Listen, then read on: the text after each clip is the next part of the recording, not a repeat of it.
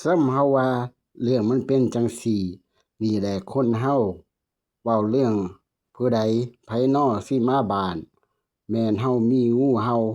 ใหญ่ก่อนปลาดกไผโน้ว่าเฮาเป็นคนทุกข์ลุกออกจากบ้านใดไปที่ไปทางใดเฮาก็สิเอาใจฟังคันน้องนั่งนำอ้ายอ้ายสิพาไปดงหูใจ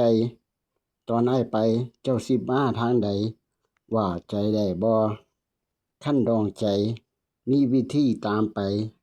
อ้ายก็สิเสาะหามาคันสิว่า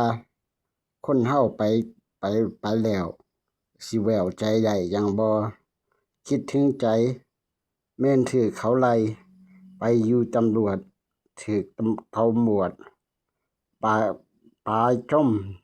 ใหญ่อยู่เมืองของถูกเขาร้องให้อยู่2-3ท่าคันสิว่า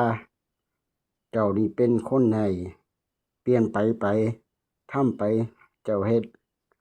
ก็แม่นเจ้ารู้ว่าเจ้ามีวิธีเรื่องเจ้าเป็นจั่งซี้นี่แหละคนเฮา